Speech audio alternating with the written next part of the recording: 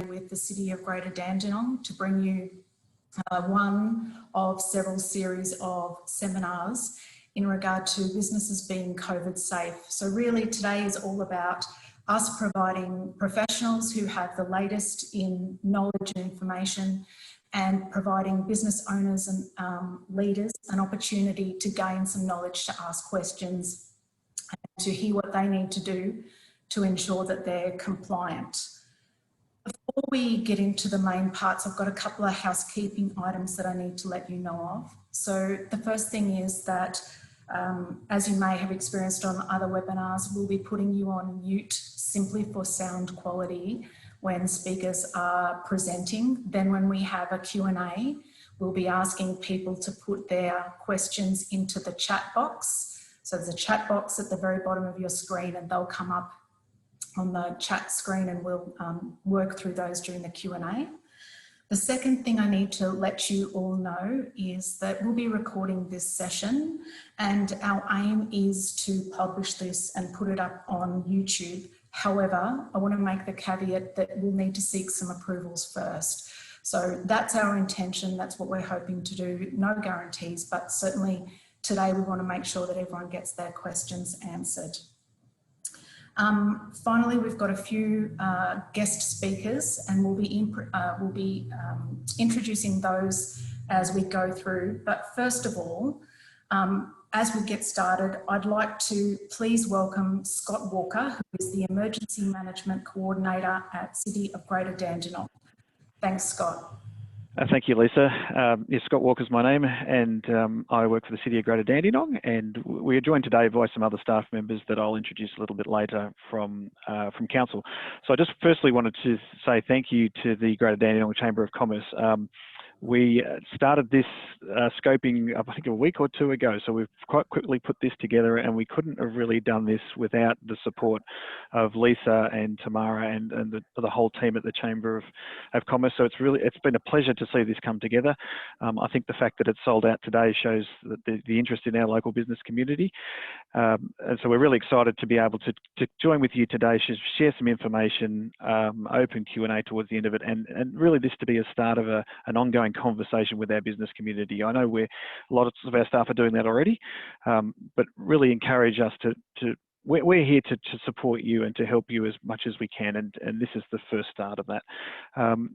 So I'm going to come back on a little bit later. As Lisa said, we are planning this as a series, so we're looking at another webinar in about 2 weeks' time, in exactly 2 weeks' time on the 29th of October, and another one on the 12th of November, slightly different content. But we'll have more details about those for you shortly. So that's it for me, and I'll come back in a little bit later in the meeting with some more information. Thanks, Lisa. Thanks so much, Scott. So to introduce our first guest speaker, she's an expert across health and education and worked in justice sectors. She serves as a non-executive director for 3 health and social service sector organisations with more than 15 years experience in public health. Please join me in welcoming Mia Bromley, Head of Community Engagement from the Department of Health and Human Services. Hi, Lisa, and thank you so much for such a warm welcome. And thank you also, Scott Walker, for your very kind invitation. It's really lovely to be with you, and I can see a couple of familiar faces around the table, including Michelle, who I think you'll also hear from later on. So I'm the Head of Community Engagement with the Department of Health and Human Services, and I work in the COVID response team in the Community Engagement and Testing team. And we've been working quite closely with the City of Dandenong and the City of Casey over the last 5 or 6 weeks now in response to a group of households in Dandenong and Casey where we had a little cluster of COVID-19. And through that work, we did quite a bit of work in community engagement, but we also did quite a bit of work in business engagement, and that's been a really critical part of our response.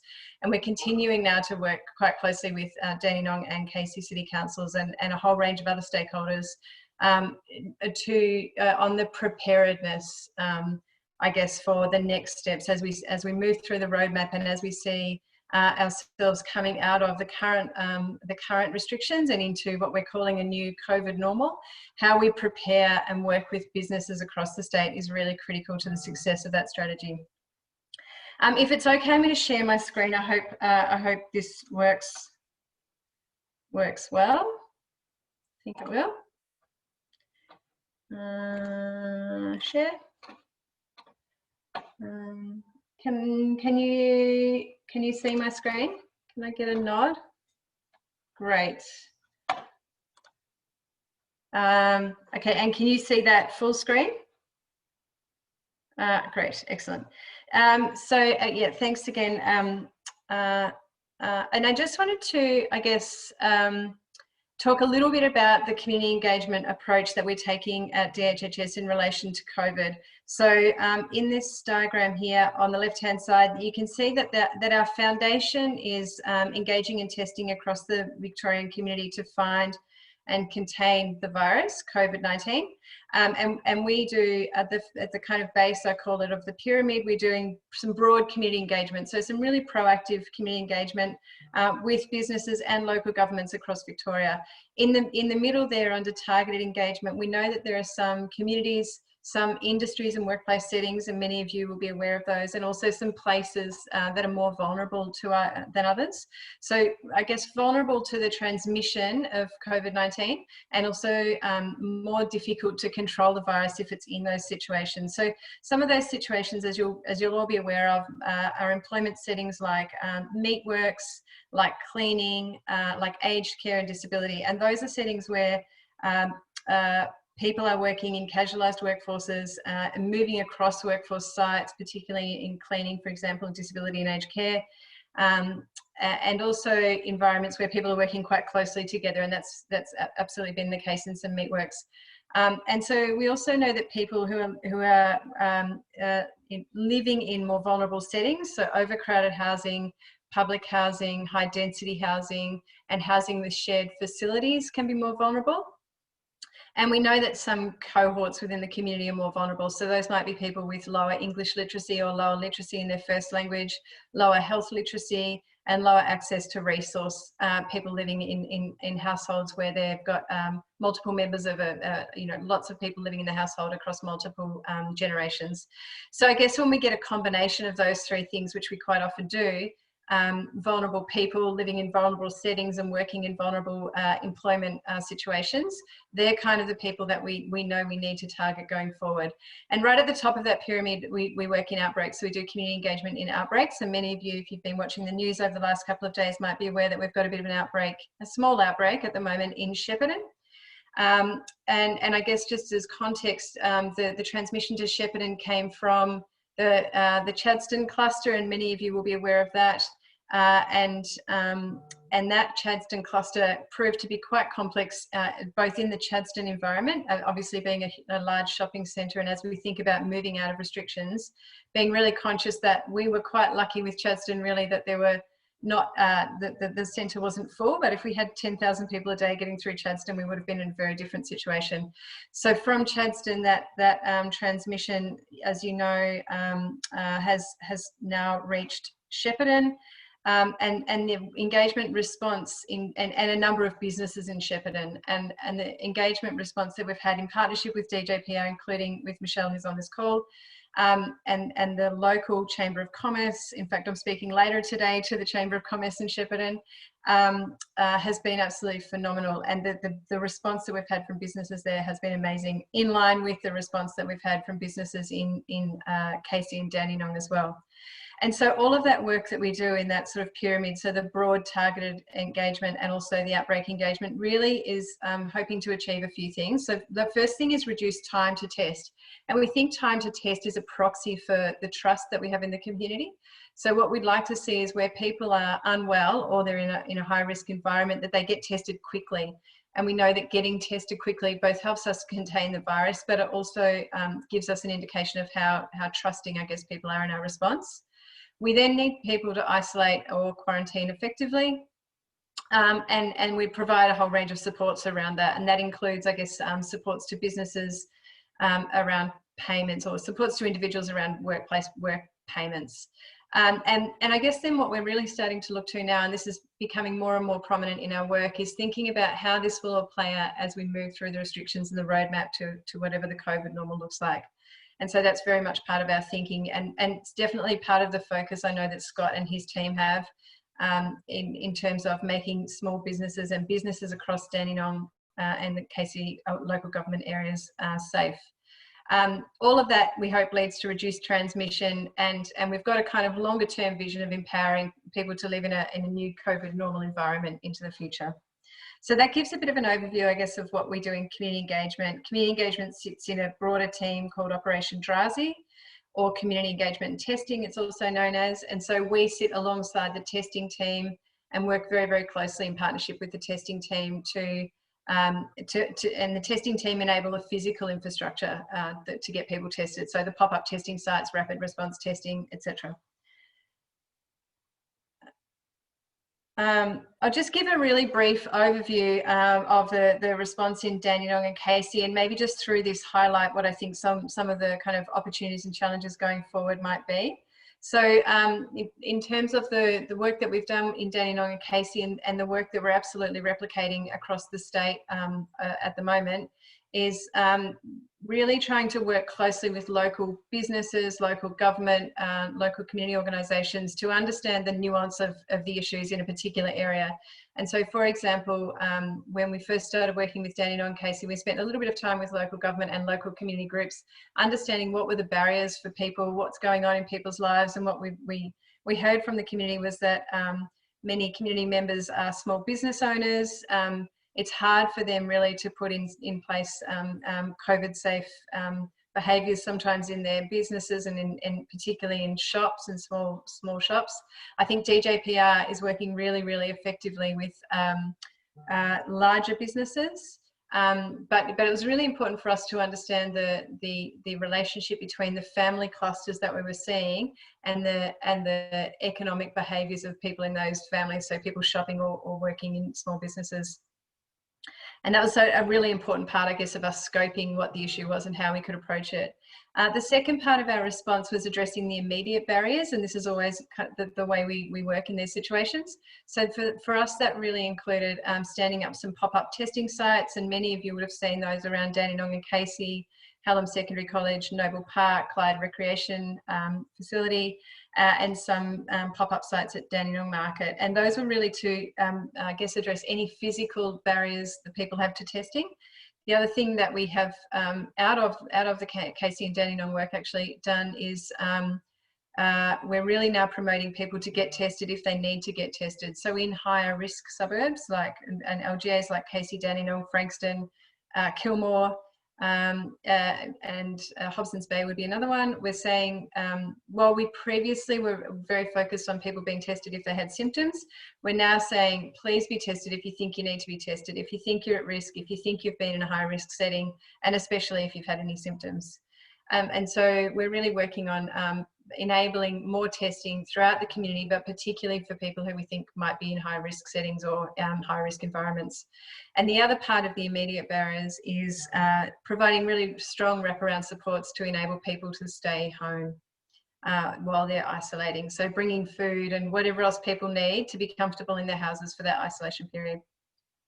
And then the third part of the response is digging a little bit deeper into some of those more specific complex socio-cultural and socio-demographic and socio-economic barriers that people have to getting tested and staying home. So for example, we know that where people living in houses with multiple children and maybe single parents, it's actually virtually impossible for people to get a whole lot of children out to a testing site. In some cases, we don't allow non-symptomatic people into we didn't at that time allow non-symptomatic people into particular testing sites. So where we get into just very, very complex socioeconomic and cultural considerations about why people don't or can't test and isolate effectively, that's what requires a longer term engagement with the community, and that's certainly what we've seen in Dandenong and KC. I won't read all of this out because you can see this, but I guess this is just some of the work that we did in Dandenong and KC, and from a business perspective, you might have known that we had an outbreak management squad at Fountain Gate quite early on. That was one of the really early things we do in the outbreak management squads, and we've actually got them up at Shepparton today. Their job is to help businesses to undertake the cleaning that's required if there has been an outbreak, and so they might they will support the deep clean, and then they'll come back and provide feedback on the deep clean. And certainly in Chadstone, they were doing quite a few walkarounds, providing advice to Chadstone's management and also to small businesses around how they can reduce the risk of COVID transmission in their businesses. In Casey and Dandenong, there was a business support plan developed and implemented in combination with local government and VicPol Multicultural Liaison Unit, and that really involved, and I think Scott might talk to that, but it really involved a lot of on-the-ground presence and recognising that people need sort of hands-on support to make their businesses COVID safe. We worked very closely with DJPR throughout this whole process and continue to work very closely with DJPR. We're in the process of developing a whole range of resources to support businesses to have COVID-safe plans, and I guess some translations of some of that material to enable people to access, and all of the businesses across Victoria to access that information in a language that's readable for them. And then across the community, we did a whole range of other things, including quite a few big community meetings, and some of the people on this call might have been involved in those. We gave out a huge amount of PPE into the community because we don't want people to be unsafe because they don't have access to PPE. We worked with youth organisations. We worked really closely with the Afghan community, including some of the key local organisations like COMAC and Enliven and the VMC, the Victorian Multicultural Commission. We had the Chief Health Officer attend some forums. We had MPs attend forums. So it was really quite an intensive engagement across the community as well as with the business community. And what we saw in Dandenong as a result of that engagement, and I don't know if you can see my cursor here, but you'll see around the 25th, 27th, 29th of September, we saw testing really jump up quite significantly. There's a little bump down here, and that was on a day when we closed the testing sites because of high winds. And there's a bump up here, and that's because we tested a whole lot of school children on that day. But what you'll see is overall we had a really great increase in testing, and as a result of the fantastic work that local government and local organisations did. And we've got an overall decrease in the case numbers in Dandenong. So that's fantastic news for you and for us. We're all happy about that. And I guess just a reminder that there are still quite a few testing sites open in Dandenong. So anyone who has symptoms or think they might be a risk, please get tested. And I'm very conscious of time, and I can't see my clock on my computer, but let me have a look. I won't take questions necessarily now because I think I've gone over time, so my apologies. Mia, thank you so much. That was really great. Just a few key messages to summarise. If you're showing symptoms, get tested. If you've been in a high risk area, get tested. And obviously, if you test positive, please isolate. Now we want to move on to the next guest speaker. But if you do have questions for Mia, please feel free to put them in the chat and we can certainly come back to you with those answers. Now to talk about COVIDSafe plans, we want to welcome the person who's responsible for the department's response to outbreaks relevant to businesses and the Director of Outbreak Management from Department of Jobs, Precincts and Regions. Please welcome Dr. Michelle Delaire. Thank you very much, Lisa. Very pleased to be here, and thank you, Scott, as well. And so, as Lisa said, I am the Director of Outbreak Management for our department, Jobs, Precincts and Regions. So when Mia was talking a moment ago about DJPR, that's what she meant. Can everyone hear me okay? Can I get some thumbs up if that's all right? Yep, nods. Beautiful. Now I'm going to try sharing my slides. Hopefully I do this as seamlessly as Mia did, and we'll see how we go. Okay. And hopefully there's no background noise. I do still have one child home from school. So, and 2 cats and a dog. So anything could happen. But have we got the video up, Lisa and Steve? Yes, beautiful. Okay, so I had to start by featuring your beautiful music. It's your theatre, isn't it? Beautiful. So that's slide 1. And I'm going to start with a little bit of context just quickly to set the scene. So I suppose it's not a surprise to anyone, we're right at the tail end of 2 waves of infection. And when you look at where we are today, it's really a significant achievement to have got down to that level. And so, of course, it's quite natural that across Victoria's entire business community, thoughts are turning to when are we opening and how do we prepare to reopen. And what I'm going to talk about today is the guidance on how businesses can reopen safely. So I'm also going to really quickly sidetrack and just talk about the virus itself just for a moment to put it in context and the reason why it's so difficult to manage. So firstly, no one's immune. You'll come across thousands of germs every day of your life. Most of them aren't bothering you because you've got immunity. No one has immunity to this. It spreads so easily. Singing, we've seen lots of outbreaks from singing, talking, coughing, maybe even breathing. And most worryingly, it is infectious. People are infectious before they show any symptoms. So you can have a chat to someone today, they seem perfectly fine, you might shake hands, off they go, they're sick the next day, and that person was highly infectious. And that's why this has been so difficult to control. And that's why in having a safe business place, the key thing to bear in mind is people who look perfectly well, who are perfectly well, are the ones who can be shedding the virus. People can die, people get very sick. The long-term effects are just starting to be understood. There's currently no cure and no vaccine. So we need every single Victorian to take this exceedingly seriously. Okay, so how does a business prepare? So I'm going to talk about COVIDSafe plans. Hopefully, if I could see any faces, I would ask who's got one already, but I can't see anything but my screen. What they are, what you have to do to prepare one, what you do if someone is sick. I'll just touch on financial support today, although I think a future session will cover that, and then some links for more information. And hopefully we can get some of this out to you after, which will have all that information embedded. So this is the front page of the COVIDSafe Plan. It's a document that is on the coronavirus.vic.gov.au website. If you haven't been on that website, go on that website. Everything is packaged up in there. Every operating business must have a plan. So businesses open today have them. Businesses that are closed under the current stage restrictions will need one to reopen. It sets out all the things a business will need to do to keep staff, customers safe, but also people coming to service, delivery people, and it's an absolute requirement. So you're going to need one if you don't have one today.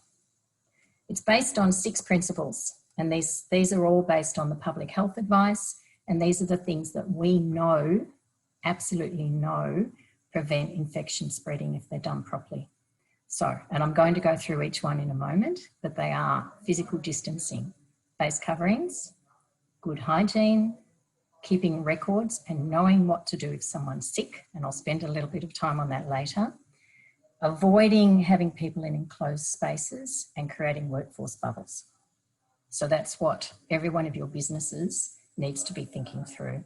And the plan is really designed, it's a document you walk through, it's got explanatory information. If you work on the online one, you can actually type your answers into the document and save it. And it takes you through all the thinking and all the scenarios you need to think about of what could happen. So let's jump in. Physical distancing. You all know it's been absolute saturation through the media that physical distancing is really important. And we see people practicing that mostly all over the place. But in the workplace context, you need to think about that in terms of all the work areas. So if there's a customer area, if there's an office, if there's storerooms, the bathrooms, the tea room, any areas where people are, public or workers, you need to understand how to keep people apart, whether that's barriers, the stickers on the floor you would have seen. You need to be conscious of the 1 person per 4 metre rule. So that means you need to know how many people can be in each area. So you might, for instance, in this part of your plan, document how many individuals can be in each area of your business, and note that you will have signage and that will be monitored and managed, because it's one thing to have the plan, but you also have to enact it. So that part of the plan would be how you're going to ensure that's enforced, which manager might be responsible for that. So you want the right signage. It's also still will be key that people work from home where they can. and that needs to be considered and documented in the plan. So it might be that admin staff are at home a portion of the time or all the time, but again, you need to go through that thinking of what physical distancing really means in your workplace. And I should say, if a business has multiple work sites, each site needs a plan because each site will be different. I wish I could see faces and take questions, but will I just take them at the end? Lisa, is that what I'll do? All right, I will push on. Wear a face mask, no surprise to anyone, but in a business context, what do you need to have available for workers? What does the protection look like that you need on your site? Are you going to train around it? What are the rules? If it's dirty or wet, that's no good.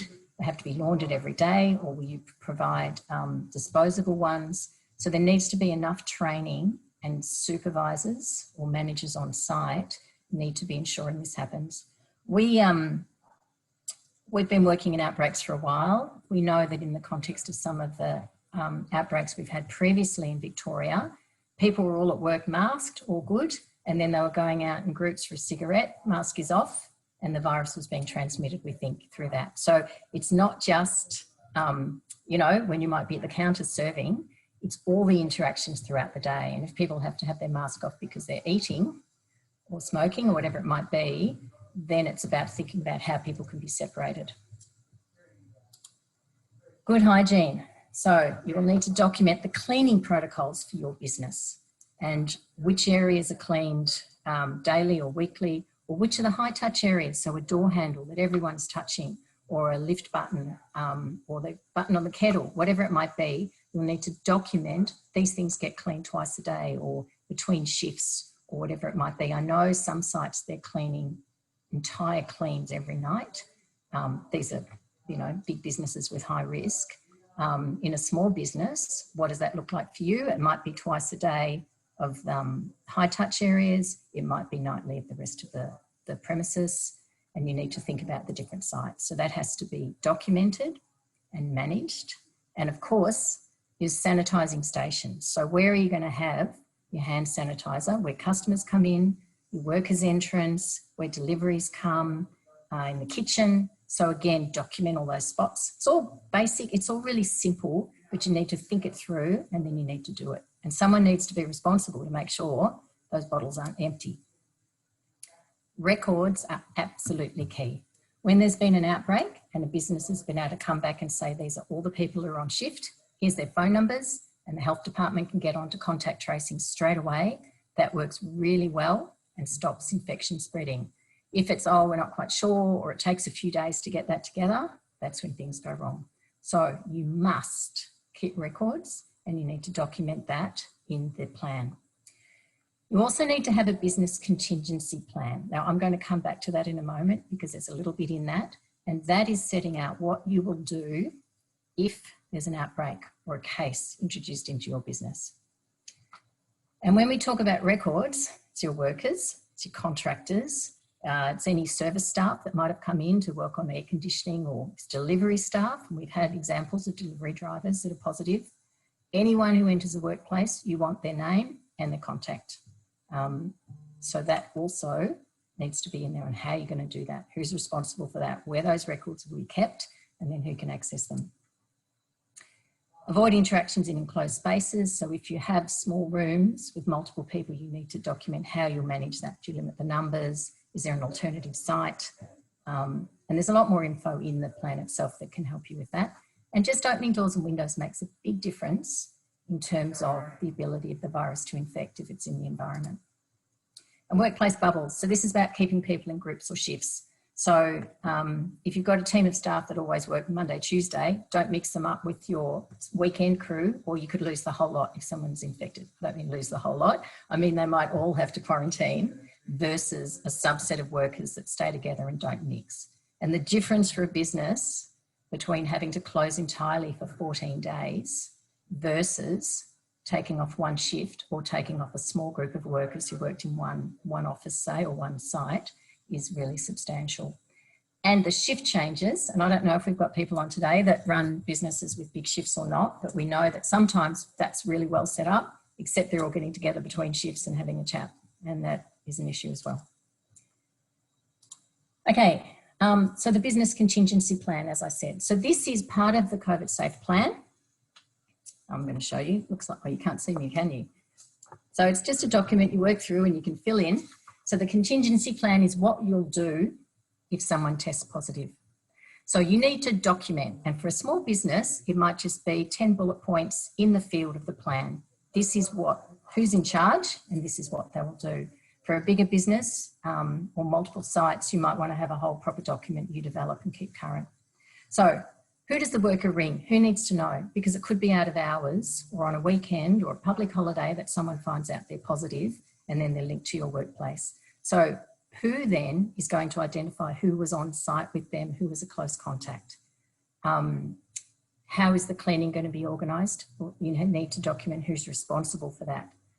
The health department need to be advised on the day, and you need to do a risk assessment. I'll talk about that in a moment. And they will need the contact details of everyone who was potentially exposed. And this is why records are so important. You need to notify it as an incident to WorkSafe if this person was infectious in your business. So who's going to do that? Have that number handy so your plan is all set out. Now, one of the scenarios is that there has been an infected worker on site for some days, which means other workers are at risk. In that case, sometimes the health department will advise a business to partially or fully close. You need a plan for that. You need to set out how that will happen. Who needs to be notified? Are there critical functions? How will servicing of equipment perhaps be managed? How will stock on site be managed if it's perishable? There's a number of things you want to think through now. So in the unlikely event that it happens, you know exactly how you're going to deal with it. And same with reopening. You know, is it just we'll text everyone and they come back in Monday, or is there a series of things that have to happen to have that business up and running and open again? So that's really important. The risk assessment is a document the health department requires. It's on their website. And that's a fabulous document because it takes you through assessing the outbreak. Who's a close contact? Do you have to close or not? It gives you all the logic to work through that. I highly recommend whoever is accountable in your business for responding if there is an outbreak has a look at that document and builds into their COVIDSafe plan. We have reviewed the risk assessment and we know that we've got all the information required to fill that out on the spot, like that evening, if there is an outbreak, because that derives the health response. Right, so you need to know your responsibilities. It's in this plan, it's on the website. Things change, directions change, you need to keep across it. Build your plan, and I've just walked you through it. You'd sit down and do it today if you haven't got one already. Keep it up to date. So if you change how you're operating, you know, the way you're running at your factory, say, then you want to make sure your plan covers that. If you've got different staff, make sure they're covered. We don't need your plan submitted, but there are authorised officers who will be monitoring. They want to make sure every business has a plan and they want to make sure the business has implemented it. They put the plan into practice. No good having paper and there's no sanitizer. So if on request, you need to be able to show that. So you need to make sure someone on site always knows where it is. Like the other documentation you might show to WorkSafe if there's an inspection. There are some penalties if the right things aren't in place. But really at this point, what we want is businesses to understand their obligations and get these plans in place, even if they're simple or they're just a start, so that you've at least started that process of working out what needs to be done. Right, I will really quickly run through a couple of other bits. What to do if someone's unwell, if you have a confirmed case, more info, and touching on financial support. We've got a whole series of these little display posters that we can get to the council if we haven't already, that you can put up. So this is, you can have this up in your office or your factory or whatever you're running, your shop, for workers. So if you're feeling sick, go home, get tested, don't come back in. Stay home. There's financial assistance available for workers. Stay home till you've got a negative result. And if it's positive, obviously a whole set of other things happen. But this is a really key message. And we know people coming to work when they're unwell, we know that has been a core driver of outbreaks in businesses. And for the employer, once you've got your COVIDSafe plan and the business contingency plans in there, you know exactly what to do. So if someone's positive, you've got your list of who the close contacts are, you'll have your phone list or your email list or WhatsApp, whatever it is. let all those people know you need to be tested and you need to stay home. Get the clean organised, tell WorkSafe, contact DHHS, do your risk assessment. And again, being a bit repetitive, I know, keeping those records and making sure that you respond really quickly when it happens. There's a whole suite of financial reports. There's a lot of detail in it, so I won't go through it, but the coronavirus.vic.gov.au website sets out for employees, business owners, sole traders, etc., what's available. And then there's a lot of, it can be a bit overwhelming, but there's a lot of information out there. The Coronavirus Vic website's a great one. The health department has confirmed case in a workplace. If you search that, you will get the risk assessment and you'll get everything you have to do in detail if you suspect or you know there's a positive in your work site. And that can be the difference between one person going home sick and our business closing for 2 weeks and a whole series of people who are unwell. There's a Business Vic Gov site, you're probably all aware of that. There's a phone number with that. And then there's a coronavirus hotline for people who are positive or think they might have a positive, and that gives you the detailed advice. So that's my last slide. Happy to take any questions. Hope I kept to time. Thank you very much. Thanks, Michelle. That was fantastic. I might get you to just, yep, great. We've got one question already, and I welcome people to either put up their hand, either digitally or the hand. And if we can't see you because we can't see everyone on the same screen, you're more than welcome to put your question in the chat function. Kayla, you're on mute. If you want to unmute yourself and ask your question, that'd be great. Thank you very much. And thank you, Michelle, for a really comprehensive presentation. My question is this. I mean, I don't know a lot about virology. Will this virus eventually, like, out? Like, how long are we going to have to, you know, I totally get why we're doing it. Don't worry, it's not a criticism. But, like, how is this going to burn out or give up? Or how long are we going to be doing this? Any ideas? You know, I can't answer that question, don't you? Because no one can tell the future. Look, we know influenza viruses have circulated the world and basically died out. This is a completely different sort of virus. No one knows what it will do. I think the reason there's such a strong focus around the world on getting vaccines developed, and by the way, I'm not here to talk about this, but it doesn't matter, is because that's probably the best way of assuring that the world can return to a more normal way of operating. So this will be like our new normal, like just to do business as usual, just make sure it happens. And yeah. Well, no, it's good. It's good. It helps prevent other diseases in the workplace anyway. So it's a good thing to do. Thanks. Any other questions? If people want to, yeah, Michael, you're on mute. If we did have an outbreak and we need a deep clean, how do we find deep cleaners? Yeah, so government can't advise you on who to use, but there's very detailed guidelines from the health department on what the clean has to cover. One of the tips I can give you is clutter's got to be cleaned up first, because when they come in to do the deep clean, if there's lots of stuff everywhere, it's not effective. So that's one of the messages. Basically, you need to go to resources on the internet or your normal cleaning companies and see what they can provide. Government can't give you advice on who to use. But when there's an outbreak, there's a squad in the health department that comes out afterwards and will do a check on that clean and make sure it's sufficient so that you'll have confidence before anyone goes back into the work site that it's been properly conducted. Does that help? Yep. There are lots of cleaning companies doing this work and advertising that work, so you'll find someone. Yvette, is that you with the question? And you're on mute. Yeah, thanks, Michelle. Great presentation. I think all of us are very much waiting for when we can go and trade or open our businesses, and what the point is where we can actually go back into our workplaces. When we do that, having a plan and putting everything in place is great. However, will the government provide detailed information of any localised outbreaks?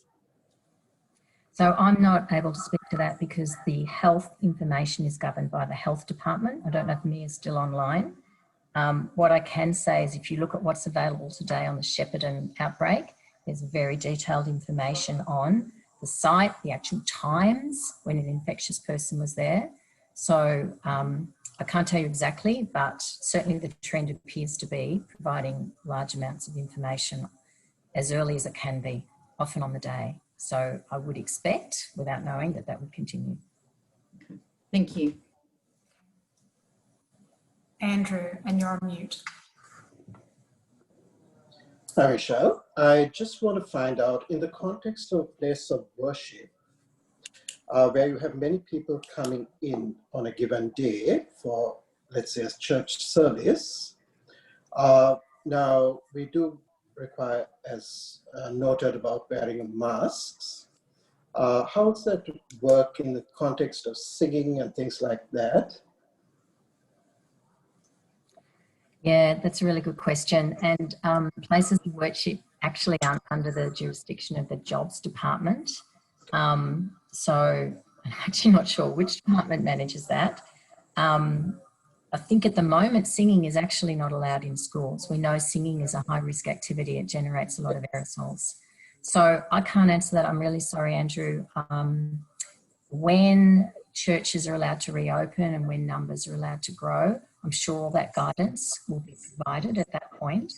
At this point, I guess the focus is really on the commercial businesses and the approach they need to take. So sorry. Thank you. Any other questions?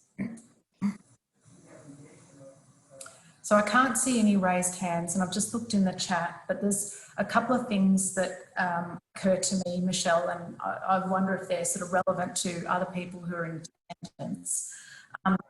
One is that you said that businesses don't have to submit their plans, but they do need to be made available. Is there a cut-off date for that, or is there an expected date by which businesses need to have these plans done? Yes, they need to have them done before they're operating. So if they're operating today, they need it today. If they're opening, say, in 2 weeks, or a week, I don't know what the date will be, they need to have a plan to operate, because that's the only way of having evidence that the business has considered all the aspects of working in a safe way and documented that. Yeah. And just going back to something you said before, and I'm aware that we might have some digital businesses here. No doubt there'd be similar circumstances if that business has more than one employee or more than one person in that business in close proximity. That would be right? Sorry, but you dropped out a little bit there, Lisa. Sorry, I was just thinking about businesses who are digital only or who might remain digital only. Most other businesses reopen, and they would need a plan, and it would be more about safe distancing between employees on site if that was the case, unless those people were working digitally at home. Is there any exceptions or any other thinking in regard to digital businesses? Well, if you look at the Chadstone outbreak, we had businesses who were closed to the public and just operating on click and collect, and we had people pick up the infection in that scenario. So they're not immune from risk. They still need a plan. The plan might be quite simple if it's 1 or 2 people, but you still, if you're running a site, you've still got some servicing or various things, people coming and going. You've still got a delivery point. You've still potentially got interactions for deliveries to that site. So absolutely, it will still need a plan. Okay, It might be pretty short and fit in the boxes on the form, but it needs a plan. Okay. I've got a couple of other questions here, and they're more sort of questions we were thinking about in case people don't have any here. In terms of returning to in-person trading, there's been a notification of a positive case identified. Can you talk us through a little bit about that? So obviously there'd be a clean and there'd be some sort of investigation, or DHHS would come in afterwards. I think a lot of business owners here and more broadly would want to know just what kind of impact and what can I do to lessen that impact and to make sure that we can still remain viable and continue to operate. Yep, absolutely. And everything I've been talking about is designed to do that. So we know that where people are separate, there's good hygiene, the shifts aren't overlapping. We have had lots and lots of instances where someone has had an infection, they picked it up at home or somewhere else, and they've gone into a work site of hundreds of people and not a single person has picked up that infection because they've had a mask on, they've been cleaning their hands and they haven't been working closely.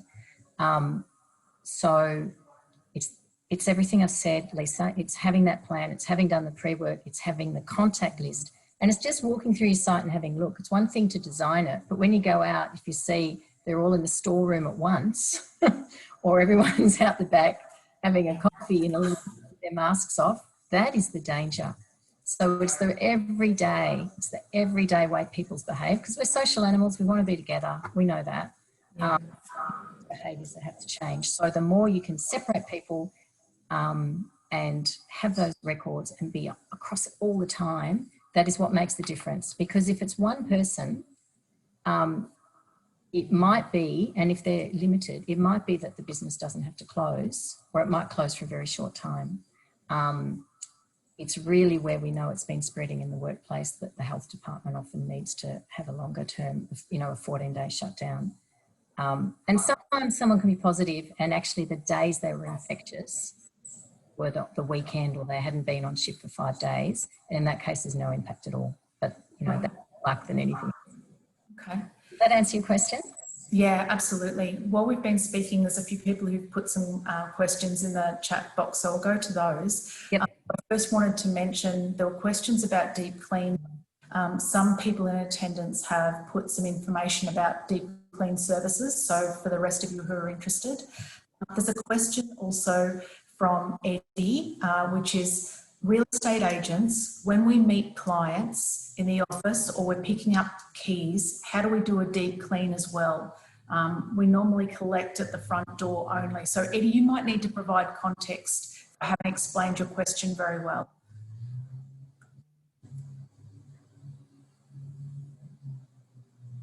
No, okay. That's all right. Not everyone's mute button works. Look, Eddie, it's a matter of common sense and thinking about ways of doing it where you're maximising the distance with the other person. It might be being in the office, that exchange. You might think about whether that could be done outside. Now, that sounds a bit strange. And whether, you know, the keys are in a container that's clean and that's left on a bench, and then the person signs whatever they need to sign and picks it up, or is it done a digital signature so they're not touching anything? You need to think about what makes sense for your business and what's practical, because all this is as far as practical. And yeah, so those little nitty-gritty details of what your interactions are is exactly what the plan's for, to think that through of what's going to make sense. And you'll find too, all your bodies will have advice about these things because they're dealing with it, you know, regularly. There's a question from Martha here regarding QR codes, specific company that is secure for personal information. Yeah, so we're aware there are products available, which is a QR screening. So you could have every customer, every person who comes into a site scan, and that will allow you to keep a record of that information. And then I think it's destroyed at a certain point. So there's a certain period of time you need to keep it. And we would encourage people to look into that and see what makes sense for them. Fabulous. Hi, Lisa. Hi. Hi, this is Eddie. So what I meant was, since we ask our clients to pick up keys in, you know, outside our office, like in front of the doors, do we still need to do the cleaning inside the office because our clients don't come in? No, you would do your normal cleaning, but if, sorry, do you mean the scenario where that person ended up being positive for the virus, or just in normal times? Or just the normal times? Because Yeah, no, you don't have to clean every time someone walks past, or if that sort of interaction externally at all. You just need to think about the areas in the office where lots of people might touch, that's all. So if you do have people coming in and using the door handle a lot, say, or leaning on the counter, okay. that stuff is clean. But no, if the exchange is outside, that doesn't trigger a clean. Okay. And but we still have to have the COVIDSafe Plan. Yes, you still have to have the plan, which might say all our key exchanges will be done outside in a contactless way. And then it might say we clean our office every evening and we clean the door handles 4 times a day. You might say. Okay, cool, understand. Thank you. Thanks, Eddie. Thank you, Michelle. There's no more questions at this stage, but if people think of any, they're welcome to write us and we can come back with responses. And thank you so much, Michelle, for your presentation and your responses. I'm now going to hand over to Scott Walker again, who will give us a little bit of a wrap up. Thank you, Lisa, and thank you very much, Michelle, for that presentation. It's I learned some stuff, so it's really good. And as I said at the beginning, this is the first of a series of 3 webinars that we'd like to invite everybody to. We haven't quite finalised what's going to happen in the second and third yet, but we probably the second one will talk about what is council providing and a lot more of the support that we're providing locally to all of our local businesses. But I just wanted to touch on a couple of things. So we do have some printed material.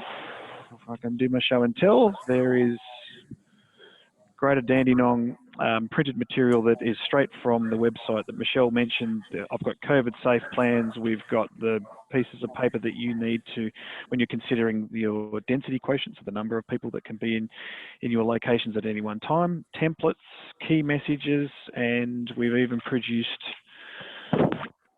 I'm sorry if you can see it, really great posters as well that DHHS have approved. So if you can't get this yourself or you're struggling to get it, then please call us. We don't want the fact that you don't have internet access to stop these key messages getting out. That's the most important thing. The other thing we have at the moment, there's a program, well, holding up a thermometer for those who can see it. We'd like you to look at considering a thermometer. So as you reopen, this is not necessarily for customers, this is for your staff. So my daughter's kindergarten use it at the moment and they're testing everybody that comes in. So we do have a limited quantity of these that we can help you with if you can't source it yourself. So that's also something we can talk about. And lastly, I just wanted to touch on what we've done in council. So our customer service areas now have screens all installed. I don't know if you all remember a couple of months ago when we did look at reopening again, we quite quickly engaged a local company in Keysborough to produce the Perspex screens. So all of our counters, all our customer service counters in Dandenong and Parkmore have those installed. A lot of our libraries have those screens that are installed now. And as I said, we engaged a local company to do that. We've even got decals. I don't know if you can see it. We've produced those locally as well. And so all the tools and all of the things that you would need to either put in place right now or to consider as you start to reopen. If you're struggling to produce it, if you're struggling to understand specifically what is needed, then please give us a call. Happy to speak to anybody on this webinar. Just call our customer service number, the 8571 1000 number, and ask to get put through to our economic development unit. And we're here to help. We're here to support whatever you need to have happen. I just, while Michelle was talking, looked up the stats for today. There's only 8 active cases in the whole of Greater Dandenong as of yesterday, which is a fantastic effort. 541 cases cumulative total since this started, but we've got nearly 100,000 people that we know about that work in Dandenong, 16,000 businesses. 5% of the Victorian economy is generated by those 100,000 people in Dandenong. It's 1% of the whole national GDP that's produced by people such as yourself.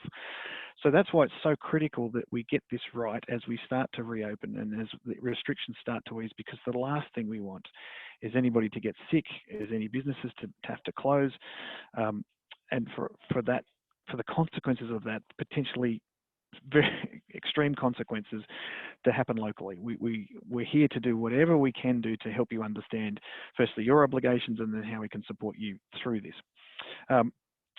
So that's really all I wanted to say at this point, other than just to thank our speakers again, to thank Mia and to thank Michelle for giving up your time to come and talk to everybody today, and a special thank for everybody here for participating and sitting through this. I sincerely hope you've got something out of it.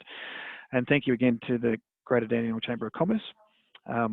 And quite quickly, we'll organise the next webinar on the 29th of October, that's in 2 weeks' time, and we'll focus a little bit more on that one about local support from council to you, whether that be grants, whether that be the material I've just showed you, but we'll focus a little bit more on that on the next one. So with that, I'll hand back to Lisa. Thank you so much, Scott. There's just 1 or 2 more questions Michelle, if you're able to answer those that I've seen in the chat box. So one is about the 2 metre square rule for outdoor dining. We'll use a 2 square metre rule rather than the 4 square metre rule used for inside dining. Can you talk to that? I don't think any of that has been set yet, so, or maybe I'm missing that. Well, outdoor dining hasn't been allowed yet, obviously, in Melbourne, although it is happening regionally. It might just be something I'm not across, so I'm not entirely sure on that one, so sorry. No problem. Hello, Michelle. Yeah. Sorry, it's Richard here from ARCO. That's my question. I got that information from the regional dining guidelines. Right. And my point was just simple, outdoor dining versus indoor dining. We're all aware of the 4 square metre rule. Is the 2 square metre rule going to apply to Metro Melbourne? Yes, I don't know yet. We don't know what decisions the Chief Health Officer will make about Melbourne's outdoor dining arrangements. We all just hope it will happen soon, don't we? Okay. It would make sense if it's effectively regionally, and I must say the Shepparton outbreak is a bit of a test of this, and the Kilmore one too to some extent. Then it is possible that they'll try to have the same rules across the whole state. Okay, thanks very much. No problem. Now, there's one further question. I think it might be a little bit outside your wheelhouse, Michelle, and maybe more in your wheelhouse, Scott. It's from Bill. I run a rooming house with shared facilities. There was a tenant in close contact, obviously with a COVID case, with a motel at his expense, as in at Bill's expense, because we couldn't get advice from the hotline. Is a close contact or confirmed positive case in a rooming house entitled to quarantine at the hot hotels? I might have a go at that, Michelle, if that's okay. So we have 113 rooming houses across the city of Greater Dandenong and 5 caravan parks and I think 9 SRSs as well. So these facilities and these locations were very sensitive to the closeness of people living together in these situations. So perhaps if I can get Bill's details, I might give you a call after this, Bill, about, not quite familiar with that particular case, but there's a whole range of immediate support that is available to residents and owners in these situations. So if we were to understand of a close contact or an outbreak in one of those situations, we would be on to that within minutes, I would suggest. I'd certainly want to know about it, and we've got representatives from our public health department here as well. So perhaps, Bill, if you don't mind, if I can get a phone number, I don't know how we would do that, Lisa, but I'd need to So we've got an email list of everyone who Right. participated, and we can get contact for you through that. Great. And yes, the 1-800 COVID hotline number, I have had some feedback that getting through to the right person because of the sheer volume of calls has been a little bit challenging. And so I would suggest, if that is still an issue to anybody on this call, to just give our customer service people a call and ask to get put through to public health or myself, or as I said, people in the economic development unit. We'd be more than happy to help. Fabulous. Thank you so much, Scott. It doesn't look like there's any further questions on the chat or from people raising their hands. I want to say thank you to all of our guests. That includes Mia Bromley from Department of Health and Human Services, Dr. Michelle Delaire from Department Jobs, Precincts and Regions, and Scott Walker from Greater Dandenong, and obviously the Chamber, who also co-hosted this event. Thank you to everyone, and please join us. You're welcome for our next event in 2 weeks' time, where there's sure to be more updates and more information. Have a great day. Thanks, Lisa. Bye.